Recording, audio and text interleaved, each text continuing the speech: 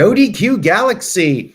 We are live with a recap of AEW Dynamite for February 14th, Valentine's Day edition of Dynamite. Shout out to everybody watching this, whether it's live or on demand. I very much appreciate your viewership and support. Let's get into Dynamite as we continue on the road to Revolution. We kicked off Dynamite with Jon Moxley versus Dax Harwood. Dax is one of the best tag team wrestlers in the world.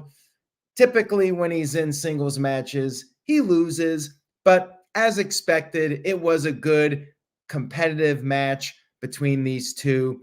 Dax flipped off Moxley and kissed him at one point and then started chopping him. And then Moxley sent Dax to the outside of the ring. Moxley threw Dax over the barricade and then sent Dax into the ring post. After the commercial break, it went back and forth. Both guys ended up down. Dax applied the sharpshooter. Moxley was able to break out of it and apply his own submission. Dax then recovered, hit a brain buster. Moxley kicked out, and then Dax came off the top with the flying headbutt, but he missed. Moxley got him in the choke. Dax fought it off best he could, but ended up tapping out. Moxley wins, no surprise here. And then after the match was over, Cash Wheeler came in because Moxley would not let go of the hold. Claudio ran down, attacked Cash. Blackpool Combat Club was standing tall. And they did announce that next week there will be a tag team match with these four individuals. FTR, when they're in tag matches, they tend to fare a lot better. We had Renee Paquette backstage with the Don Callis family. Now, Don Callis was wanting to know what's next for the group. He wants to know who will be fighting Takeshita because nobody was stepping up. So he decided to take matters into his own hands. And he said he was going to put together a match that people will talk about. And that match is going to be Takeshita versus Will Ospreay, who is officially now part of AEW. They will have a match at Revolution. Not really any kind of storyline behind this. It's just, well, Will Ospreay's coming in and he's going to have a great match with Takeshita by the pay-per-view. Bottom line. And I think it will sell. Not for this match specifically, but people will get a great match and they'll be happy. Hamp Connell sent in a $5 super chat. Thank you for that, Hamp. I appreciate it. Says, on this day in 1999, on Valentine's Day, it was St. Valentine's Day Massacre, Mr. McMahon and Steve Austin in the epic cage match that saw the debut of Paul White, a.k.a. The Big Show. I always had mixed feelings about this match. Like, as entertaining as it was, Steve Austin was the stupid babyface. Like, he could have won several times and Vince kept flipping him off. Austin came back in, and then finally, Big Show, Paul White, popped up from under the ring and then picked up Austin and threw him into the cage, and the cage actually broke. Steve Austin managed to fall to the floor and win the match. So some people did not like this because of how it was booked. I did think it was creative, and obviously Big Show didn't know that when Austin went into the cage that it would break. But still, like, this whole big plan to have Paul White show up only for Austin to still win. It was pretty over the top, but in the Attitude Era, WWE could pretty much get away with anything. So thank you for the super chat, Hamp. And now back to Dynamite. We had a quick squash match. Not much to really say about it. We had Mr. Wardlow beating up some guy, and Adam Cole was there at ringside. I guess the good news here, the story is that Mr. Wardlow is not hurt. We thought he might have suffered a knee injury last week, so he's back. He's all right. That's good. Still don't really care much about Undisputed Kingdom at this point. We had the Young Bucks showing up, and they were still wearing their bloody outfits from last week's Dynamite. They also wrestled on Rampage in these outfits, covered in blood, Sting's blood, Darby's blood. We had Adam Copeland versus Danny Garcia in a Cope Open match. Matt Menard was on commentary. Pretty good match here with these guys. Crowd was into both of them, dueling chants and so forth. It was competitive. It was back and forth. But Edge was on the verge of winning. He had his submission on, and we had Luchasaurus and Nick Wayne interfering, attacking Copeland, causing a disqualification. We do not see disqualifications all that often on Dynamite. And after the match, they continued the attack. Christian and Mama Wayne, Shayna Wayne came down. They were going to take out Garcia with the concerto, but Adam Copeland made the save. And during all this, Matt Menard tried to help, but he was unsuccessful. And they continued to beat down Copeland. Nick Wayne delivered Wayne's World. And then Christian grabbed the steel chair and gave his former friend, Adam Copeland, the concerto. Now, we do have Revolution coming up. I suspect we are going to get the final match in this feud. You know, they've been stalling for time. This whole Cope Open, I think, was just to kill some time until Revolution, when we can get the final match between Christian and Copeland. So they do have, several weeks left. Now, a concerto would take somebody out for a long time back in the old days, but now I suspect Copeland will be back. Maybe not next week, but 2 weeks from now, I would not be shocked to see him back.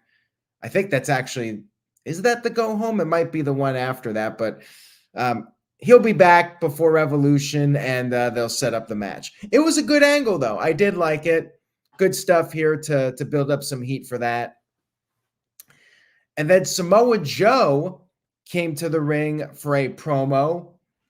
World champion Samoa Joe, and he's pissed off, that there was a draw last week between Hangman Adam Page and Swerve Strickland, and now both guys are getting a title match. He said that Tony Khan is rewarding mediocrity.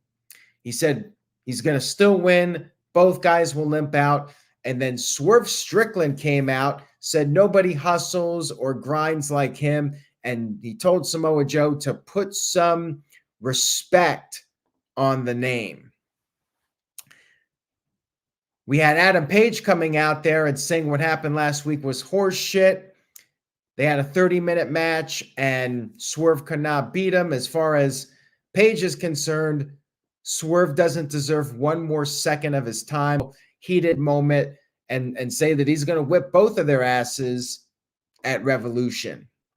And then he walked off. His music played. It was solid little promo segment. Now, I'm curious because Page was very much acting like a heel, and Swerve is talking about working hard and all this stuff. At some point, he's got to get rid of Prince Nana, right? I know people like the dance and all, but it's like a mid-card comedy thing. I think you gotta move Swerve away from Nana if you're gonna build him up as a babyface. But what's interesting is next week they booked an interesting 6-man trios match. You got Samoa Joe, and that's how they spelled it,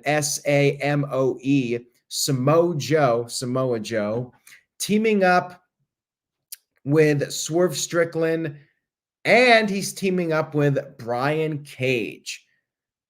And they're going up against the team of Rob Van Dam. Yes, Rob Van Dam, Hangman Adam Page, and Hook. That is interesting. So Page is on the babyface side and Swerve is on the heel side, even though I feel like they're doing a double turn with these guys. Hey, Brian Cage is in the match. So as Matthew pointed out, is Brian Cage just in it to take the pin? You look at the 6 guys here. Hook's not doing a job. Rob Van Dam might do the job. Like, that's a possibility. But yeah, Brian Cage is in it. So I think the odds have to be with Hangman Adam Page's team for next week. It's an interesting match for sure. I was like, okay. I was definitely intrigued by the actual booking and setup for this. We had a Toni Storm video, and she was in a tattoo parlor. I guess she changed her tattoo. She had a matching tattoo with Deonna Purrazzo, and once again talked about how she helped Deonna, and now Deonna's disrespecting her, and Deonna was suckling on her teat of talent, and you don't bite the teat that feeds you. That was part of the promo. And then Deonna was interviewed by Renee Paquette, and Deonna basically said that Toni talks too much. That'll be on a future Botchamania, and said that she's going to break her arm and called her a bitch. Kept it short and sweet. We had the Bucks arrive, and D. Martin V sent in a $5 super chat, so thank you for that. He says, the Bucks cannot stay young forever. Why not just call them the Jacksons in addition to the EVPs? Well, I think Taz might have brought this up, that he wants to call them the EVP Bucks instead of the Young Bucks, and said that they threatened to fine him. But I think that works. Just call them the EVP Bucks from now on. You might as well. They cannot be young forever. I know we all want to, but that's not how life works. Maybe they'll just be defiant and keep calling themselves the Young Bucks when they got no hair left. We'll have to see.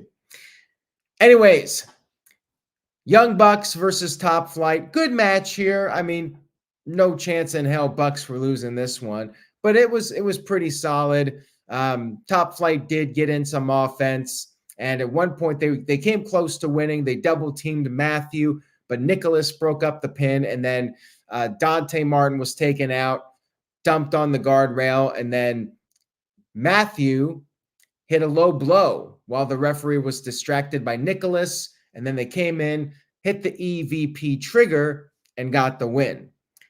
After the match was over, Tony Schiavone spoke with them. They declared themselves the number 1 contenders for the tag titles, and Tony was like, whatever, and they felt disrespected by Tony, so they fined him $1,000. Nicholas then knocked Tony down, and they helped him up, but you know what they do when they start to pick somebody up. It's a tease for the EVP trigger. But then Darby Allin ran down with a steel chair, got them out of the ring, and he got on the mic and he ripped into them. He said when AEW started, they didn't want anything to do with him. They were just concerned with hiring their friends, their shit friends. And he said, thankfully, there was an EVP, not Kenny Omega, that went to bat for him and got him a job, who had a sense of brains. Crowd knew who that was. They chanted Cody, of course, reference to Cody Rhodes, who was the guy who recruited Darby Allin to AEW. And Darby said that AEW was all friends wrestling, and he said that that's going to change at Revolution. He accepted the match. It is official. Sting and Darby Allin will defend the tag team titles against the Young Bucks, the EVP Bucks, the Bucks period, whatever you want to call them, Matthew and Nicholas Jackson. Better get it right or you'll get fined. That is official for AEW Revolution. We then had a little backstage promo from the Bang Bang Scissor Gang. They proposed a 12-man challenge for Rampage. Don't really care about that, whatever. And then at 9:35, you guessed it, women's match time. We had Willow Nightingale versus Skye Blue, and I'm confused. I mean, I don't watch Rampage, and I don't see a lot of Collision these days, so I'm not sure who is the face and who is the heel here. I say this because Willow has Stokely Hathaway in her corner now, and this was back and forth for a while. Willow was slapped by Skye, and Willow got fired up. Willow hit a pounce, trademark Monty Brown, sent Skye to the outside. And then after the break, Skye gained the upper hand, and she was on the verge perhaps of winning. And this is when Stokely got on the apron, and that allowed Willow to recover. Referee did not count the code blue, so Willow recovered and then hit her sit-down powerbomb, got the 1-2-3 victory. Again, it's odd to me because if Willow's the face, she got the win with the outside interference. And I thought Skye Blue was a heel and she was aligned with Julia Hart. So I'm all confused by it. We'll see what happens. Big business is coming up. Will the women's division be taken more seriously, or will they continue to be in that 9:15, 9:30 time slot? Time will tell on that. And then we had our main event of the evening, Orange Cassidy versus Matt Taven. Yes, Matt Taven, one half of the Ring of Honor Tag Team Champions, in the main event of Dynamite, Texas Death Match. Now, I will say this. As predictable as this match was, Matt Taven's not beating Orange Cassidy before Revolution. It was very entertaining. Like, he busted his ass. I give them credit for having the best Texas death match possible on pretty much no build on a random Dynamite. But they had a hell of a match here. I will give them credit. They did not hold back. They fought in the crowd, and Orange was placed on a table below the stage. Taven jumped off with a flying elbow. Table did not fully break, so he set it up in the side of the stage. He suplexed Orange onto the table. Orange's shoulder was bleeding. His head was bleeding. He was a mess. And then Taven set up Orange on another table up against the announce table, went for a big dive over the top, but Orange moved out of the way. Taven took a nasty bump through the table. And then Orange Cassidy pulled out a box of what we thought was chocolates from his good friend Chuck Taylor, but it was not a box of chocolates. It was a box of thumbtacks. Imagine if Forrest Gump opened up a box of thumbtacks. Like, his whole life could have been very different. He might have never gone to meet John Lennon and Richard Nixon and all those other people that he met throughout his lifetime. Orange Cassidy busted out the tacks, and he ended up going through the tacks. He was put through them, but then Taven went for a frog splash. Orange moved, and Taven went through the thumbtacks. Orange hit a DDT onto the thumbtacks, and then he went for another Valentine's Day box, but Mike Bennett showed up. Bennett hit Orange with that heart box, the heart-shaped box. Then Trent Beretta made the save. Trent Beretta pulled out a pipe from a gift box, and he used the pipe. And then Orange Cassidy got the upper hand again. He hit the orange punch, gave Taven the beach break on the thumbtacks and a chair for good measure. And then Taven responded by ripping the pockets off of his pants. Orange, though, grabbed the orange, or not the orange, just the chain. He used the chain to deliver one more orange punch, and it looked like Taven was down for the count. Roderick Strong tried to help out, but he got taken out, and then Taven was unable to make the 10 count. Orange Cassidy won. No surprise here, but like I said, very entertaining main event. Show was solid. Not at the level of last week, but wasn't expecting that. I was entertained by the main event. The matches, the big issue for me with Dynamite is that when these matches are booked, it's very obvious who's winning. And I think they need to work on maybe booking matches where you don't know who's going to win. At least for that 6-man next week. I mean, Brian Cage is on one team, but you do have RVD on the other team. So that one could really go either way. But I want to see more matches like that. And, the tag match, I expect FTR to win, but that really could go either way too. So next week's looking a little bit stronger. This was a bit of a weak card. Matt Taven in the main event of Dynamite. I mean, you got to start building up your women's division. Like if that was the best you had was Matt Taven in the main event, you could have done something with the women and built them up for a big match or something. I don't know. I give it a B-. Good Dynamite, but still not a top tier show in my opinion.